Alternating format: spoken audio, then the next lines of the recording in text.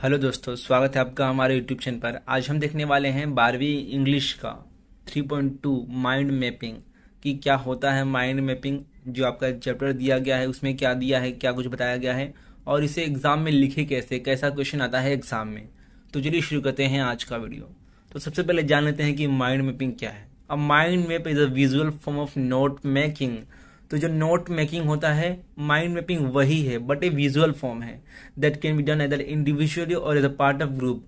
Eight its heart is a central image or idea. तो देखो, mind mapping अगर मैं सिंपली बोलूँ ना क्या है, तो ये आपका देखो आपके मन में जो भी थॉट आ रहा है ना, उसे एक क्रिएटिव वे में, एक इमेज के तौर पर, एक शॉर्टकट में लिखना। जैसे यहाँ पर आप देख सकते हो कि जो ये मेन आइडिया है वो बीच में रहेगा, इसके ऊपर कुछ दूसरे सब आइडियाज होंगे आपके। तो इसे ही बोलते हैं आपका माइंड मैपिंग। ठीक है, माइंड मैपिंग यानी कि सिंपल सा नोट मेकिंग कैसे होता है कि हम एक पैसेज के फॉर्म में लिखते हैं, बट माइंड मैपिंग में हम उसी इंफॉर्मेशन को, उसी पैसेज के इंफॉर्मेशन को एक शॉर्ट में डायग्राम के रूप में लिखते हैं। जैसे कि ट्री डायग्राम होता है, फ्लो चार्ट वगैरह होता है, माइंड मैपिंग भी वही है बट ए नोट मेकिंग का पार्ट है। तो यहाँ पर आगे देख सकते हो, the thoughts, ideas, concept that keep on generating in your mind, and then you choose a particular style, design or graphical representation to describe the same idea, fact, situation. Then this type of presentation can be called mind mapping. तो मैंने वही कहा आपसे कि आपके मन में जो भी थॉट आ रहा है, जो भी आपके माइंड में आइडियाज हैं, कंसेप्ट है किसी पर्टिकुलर चीज को लेकर, उसको आपको एक ग्राफिकल रिप्रेजेंटेशन के तौर पर करना होगा। जैसे कि यहाँ पर आप देख सकते हो कैसे किसी चीज को ऐसे रिप्रेजेंट किया जा सकता है। तो use different shape, arrow, line, connected balloons, boxes, curve arrow, उसके बाद यहाँ पर callouts, scribbles, scroll, explosions, ETC to describe your point of view. So ये हो गया इसका डेफिनेशन बुक वाला। हम आगे लास्ट में वीडियो के एंड में देखेंगे एग्जाम्पल की माइंड मैपिंग का एग्जाम्पल कैसा होता है, कैसा क्वेश्चन उसका आता है, तो आपको सब कुछ क्लियर हो जाएगा। आगे देखते हैं कि इस चैप्टर में क्या दिया गया है। तो देखो, ये आपका जो चैप्टर है इसका नाम है do school kill creativity. Do school really kill creativity. कि क्या जो स्कूल्स होते हैं आज के टाइम में, स्कूल का मतलब है एजुकेशन पॉलिसी, किसी एक पर्टिकुलर स्कूल के बारे में नहीं यहाँ पर बताया गया है। स्कूल यानी कि आज की जो एजुकेशन पॉलिसी है वो जो बच्चों की क्रिएटिविटी है उसको मार रही है। क्यों, देखते हैं इसमें क्या बताया गया है। तो देखो, इस लेसन में ना ये बताया गया है सर केन रॉबिन्सन के बारे में, जो कि ब्रिटेन के एक ऑथर हैं, एक लेखक हैं। उनका एक टेड टॉक का वीडियो है, आप जानते होंगे टेड टॉक, जहां पर मोटिवेशनल जो भी स्पीकर्स होते हैं, जो भी कुछ सक्सेसफुल लोग रहते हैं, वो आते हैं और स्पीच देते हैं, अपना जो भी पर्सनल एक्सपीरियंस होता है उसे बताते हैं। तो ऐसा ही एक एक्सपीरियंस है सर केन रॉबिन्सन का। उन्होंने कुछ बताया है कि आजकल का जो एजुकेशन सिस्टम है ना, वो ऐसा हो गया है कि जो क्रिएटिव कैसे बने ये सिखाता ही नहीं है। बच्चों को उनके माइंड के अलावा दूसरा कुछ सिखाता है। उनका जो बच्चों का जिस चीज पे फोकस होता है वो बताता ही नहीं, वो सिखाता ही नहीं है। तो इस चैप्टर में बस आपको यही बताया गया है। यहाँ पर देख सकते हो, सर केन रॉबिन्सन क्लेम्स स्कूल किल क्रिएटिविटी, कि जो आजकल के जो स्कूल है ना, आज की जो एजुकेशन पॉलिसी है वो बच्चों की क्रिएटिविटी को मार रही है। क्यों, एजुकेशन आउट ऑफ क्रिएटिविटी। बच्चों को वो पढ़ाया जा रहा है जो बच्चों के लिए है ही नहीं। यानी कि आजकल देखो ना, बच्चों को ये पढ़ाया ही नहीं जाता कि लाइफ में सक्सेसफुल कैसे हो। बच्चों को वही एकदम जो घिसा पीटा सिलेबस है, वही जो सब कुछ पुराना है वही चलाया जा रहा है। उसके बाद creativity to be acquired in education itself. उनका मानना है कि जो क्रिएटिविटी है वो बच्चों को एजुकेशन के साथ साथ मिलनी चाहिए। जितनी इम्पोर्टेंट पढ़ाई है उतनी इम्पोर्टेंट ही क्रिएटिविटी भी है। तो स्कूल जो है वो क्रिएटिविटी को कैसे मार रहे हैं, इसका एग्जांपल दिया सर केन रॉबिन्सन ने। यहाँ पर उन्होंने गिलियन लिन के बारे में बताया, जो कि 8 साल की एक लड़की थी। उन्हें प्रॉब्लम थी कि वो एक जगह पर ना बैठ नहीं पाती थी, वो किसी चीज पर फोकस नहीं कर पाती थी। क्लास में टीचर्स क्या पढ़ा रहे हैं, प्रोफेसर्स क्या पढ़ा रहे हैं, वो उन्हें सुनना नहीं चाहती थी, कॉन्सेंट्रेट नहीं कर पाती थी। तो जो टीचर्स हैं उन्हें हमेशा डांटते रहते थे और उनके परिवार वालों को, उनके पेरेंट्स को ये भी कहते थे कि जाके इनका जो मेडिकल एग्जामिनेशन है वो करवाओ, क्योंकि ये कंसंट्रेट नहीं कर पाती लड़की, एक जगह पर बैठ नहीं पाती। तो उनके जो माता पिता हैं वो उसे डॉक्टर के पास ले गए उस बच्ची को। डॉक्टर ने क्या कहा जांच करने के बाद, ये तो बिल्कुल ही नॉर्मल है, इससे कुछ भी नहीं है। उसके बाद डॉक्टर ने एक एक्सपेरिमेंट भी किया। डॉक्टर ने उसका कंसंट्रेशन चेक करने के लिए कि क्यों वो कंसंट्रेट नहीं कर पाती पढ़ाई पर, चेक करने के लिए एक एक्सपेरिमेंट किया। उस 8 साल की बच्ची को एक कमरे में अकेला छोड़ दिया, बट एक म्यूजिक बजते हुए म्यूजिक के साथ। तो डॉक्टर ने बाहर से देखा कि जब म्यूजिक बजना चालू हुआ तो वो लड़की अपने आप डांस करने लगी और बहुत अच्छा डांस किया उस लड़की ने। तो उसके बाद आगे जाकर वो लड़की एक बहुत ही बड़ी कोरियोग्राफर बनी, एक्टर बनी। तो यही यहाँ पर बताया गया है कि स्कूल वाले को क्या है, मतलब कि आपको सिर्फ पढ़ना है, आना है, लेक्चर में बैठना है।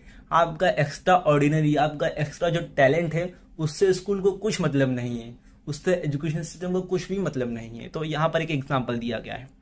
आगे भी यहाँ पर कुछ इंपॉर्टेंट चार्ट दिए गए हैं, कुछ माइंड मैप का एग्जाम्पल दिया गया है। तो ये जो अभी आपने देखा है सब सर केन रॉबिन्सन, उसके बाद एक एग्जाम्पल यहाँ पर गिलियन लिन का। एग्जाम में आता नहीं, एग्जाम में डायरेक्ट स्ट्रेट फॉरवर्ड क्वेश्चन पूछा जाएगा, एक टॉपिक दिया जाएगा, उस पर आपको माइंड मैपिंग लिखना होगा। तो देखते हैं कि कैसा क्वेश्चन आता है एग्जाम में इस चैप्टर से।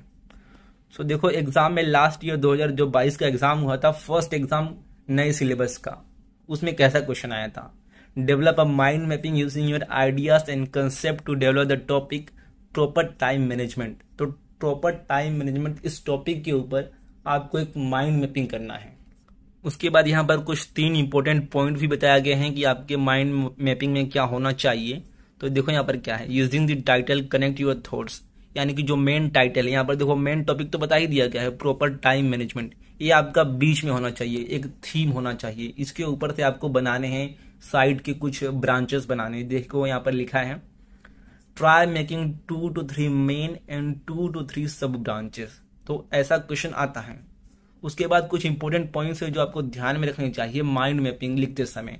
तो सबसे पहला है let the ideas first come out at random just as they keep on popping up on your mind, reorganise them later. तो सबसे पहले ना आप सोचो कि आपका टॉपिक, मेन टॉपिक क्या है, उस टॉपिक से रिलेटेड बातें सोचो। आपके दिमाग में रेंडमली आएगी वो बातें, तो सोचो, उसके बाद उसे एक ऑर्डर में लिखो कि सबसे पहले क्या आना चाहिए। देन यहाँ पर क्या है, the main idea is crystallise in the centre and radiate from there branches. So जो आपका मेन आइडिया है, मेन टॉपिक जिसके बारे में आप सोच रहे हो, वो मेन टॉपिक आपका बीच में होगा, उसके साइड में कुछ ब्रांचेस होगी, उन ब्रांचेस के ऊपर उसके रिलेटेड टॉपिक आपको लिखने होंगे, सिर्फ यही है। तो देखते हैं हम एक एग्जाम्पल। ये लास्ट ईयर का क्वेश्चन है, 2022 बोर्ड एग्जाम इंग्लिश के पेपर में आया था, माइंड मैपिंग का क्वेश्चन 3 मार्क्स के लिए।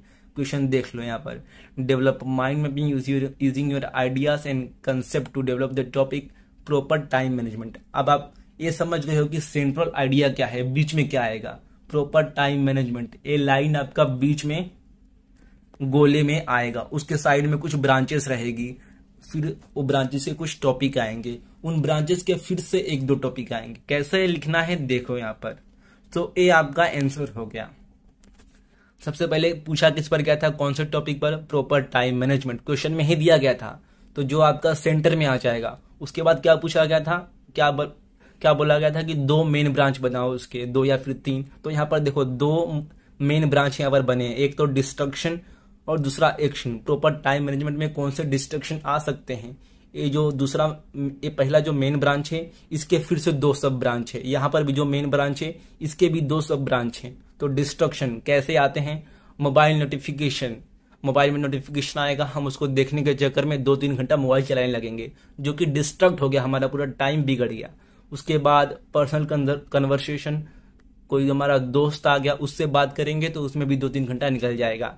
उसके बाद एक्शन, इसको कम करने के लिए, इससे बचने के लिए क्या कर सकते हैं हम। तो सबसे पहला है ऑर्गेनाइज योर वर्क प्लेस। तो जहां पर भी आप पढ़ते हैं उसे अच्छे से साफ करें, बुक को अपने पास में रखें, मोबाइल को दूर रखें। उसके बाद दूसरा क्या कर सकते हो आप, only think about your goals. तो अपने गोल्स के बारे में सोचो कि आपका गोल क्या है, मुझे एग्जाम क्लियर करना है, मुझे सीईटी क्लियर करना है, मुझे नीट क्लियर करना है, बाकी चीजों के बारे में मत सोचो। तो बस दोस्तों यही था माइंड मैपिंग। सबसे इजी टॉपिक है आपका राइटिंग स्किल का। सिर्फ आप ये वीडियो देख लो, आपका पूरा एक टॉपिक हो जाएगा माइंड मैपिंग का। 3 मार्क्स आपके फिक्स हो जाएंगे। एंड रिमेंबर कि माइंड मैपिंग में आप कुछ भी लिखो आपको मार्क्स मिलने ही वाला है।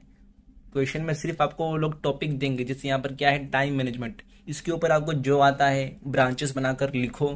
ठीक है, ब्रांचेस बनाकर लिखो, उस ब्रांच के एक और 2 ब्रांच बना दो, जो जो वर्ड आते हैं वो लिखो। बस ये बात का ध्यान रखने का कि जो मेन टॉपिक आपका दिया है उससे रिलेटेड वर्ड ही लिखना, कुछ अलग वर्ड आउट ऑफ कंटेक्स्ट मत लिखना। और जो वर्ड लिखना उसका स्पेलिंग मेन होता है, स्पेलिंग सही लिखना, स्पेलिंग मिस्टेक मत करना, उसे अवॉइड करना।